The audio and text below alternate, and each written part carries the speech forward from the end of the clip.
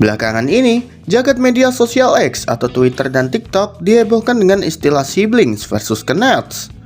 Fenomena ini bukan sekedar adu komentar biasa, melainkan sebuah gerakan solidaritas digital besar-besaran dari netizen Asia Tenggara. Sebelum masuk ke inti konflik, penting untuk memahami terminologinya. Kenet adalah singkatan dari Korea netizen, sebutan bagi warga internet asal Korea Selatan yang dikenal sangat vokal.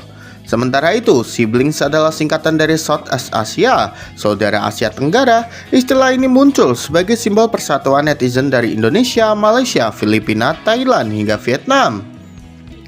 Masalah ini muncul saat beberapa oknum fanset asal Korea Selatan kedapatan melanggar aturan promotor dengan membawa kamera lensa tele ilegal dan berperilaku kasar kepada penonton lokal di Malaysia. Saat teguran, oknum tersebut justru melontarkan hinaan fisik dan merendahkan status ekonomi negara-negara Asia Tenggara di forum online. Hal inilah yang memicu kemarahan kolektif.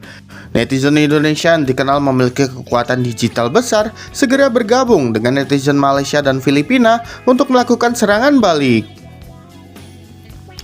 Dan hanya dalam beberapa hari saja, Korea benar-benar dibuat malu melihat kekejaman netizen Indonesia dalam membela kebenaran.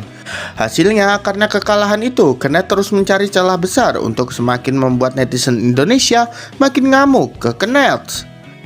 Uniknya, siblings dan Indonesia tidak hanya membalas dengan amarah, tetapi juga dengan humor dan meme. Beberapa poin utama yang menjadi senjata siblings dalam war ini antara lain: counter rasisme, menghadapi ejekan soal warna kulit dengan bangga memamerkan eksotisme budaya Asia Tenggara; perbandingan tekanan hidup, menyindir standar kecantikan Korea yang ketat dan gaya hidup santai dan kebahagiaan di Asia Tenggara; penggunaan bahasa daerah, menggunakan bahasa Jawa, Sunda, dan Melayu untuk membingungkan lawan bicara yang menggunakan alat penerjemah.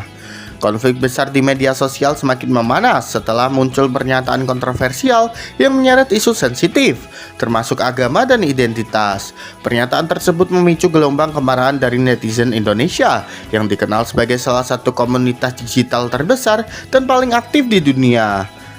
Dalam hitungan jam, potongan video dan tangkapan layar menyebar luas, memicu tagar protes serta ribuan unggahan balasan di berbagai platform. Reaksi netizen Indonesia pun sangat masif. Banyak warganet membalas dengan data fakta sejarah, kritis sosial, hingga meme yang viral. Tekanan digital yang begitu besar membuat beberapa kreator Korea yang melakukan siaran langsung terlihat terkejut dan emosional. Beberapa di antaranya bahkan menghentikan siaran mereka setelah kolom komentar dibanjiri kritik dan hujatan dari penonton internasional, khususnya dari Indonesia. Fenomena ini menunjukkan betapa kuatnya kekuatan netizen dalam membentuk opini publik global. Di satu sisi, gelombang digital ini menjadi bentuk perlawanan terhadap rasisme dan ujaran kebencian.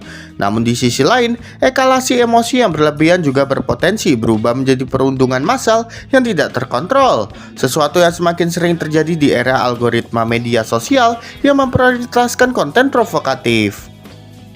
Para pakar komunikasi digital menilai bahwa konflik lintas negara seperti ini dipicu oleh kombinasi provokasi, algoritma platform, dan emosi kolektif. Konten yang memicu kemarahan cenderung lebih cepat viral, sehingga memperbesar skala konflik dalam waktu singkat. Akibatnya, perang komentar bukan hanya menjadi tontonan, tetapi juga membentuk persepsi publik yang lebih luas terhadap kelompok dan negara tertentu. Meski terjadi di dunia maya, dampaknya bisa meluas ke dunia nyata. Persepsi negatif antara masyarakat dapat terbentuk, terutama di kalangan generasi muda yang mengonsumsi konten media sosial secara intens. Padahal hubungan budaya dan ekonomi antara negara di Asia selama ini terjalin cukup erat melalui pertukaran pelajar, industri hiburan, hingga kerjasama bisnis.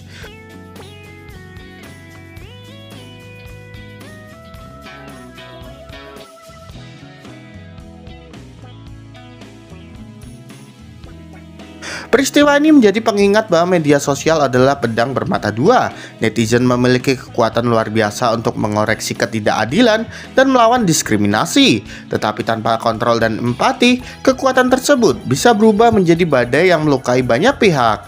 Di era digital, satu kalimat bisa memicu konflik global, dan satu unggahan bisa mengubah persepsi jutaan orang dalam waktu singkat.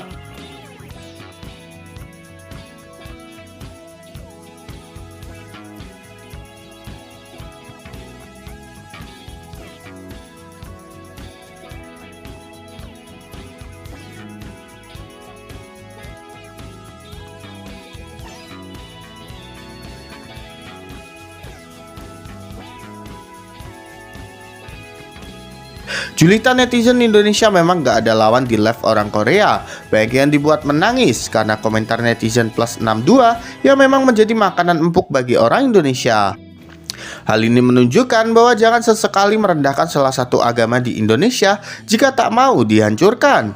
Bahkan beberapa hacker Indonesia sudah mulai terjun untuk meretas GPS di Korea menjadi nama-nama aneh yang membuat publik Korea kebingungan.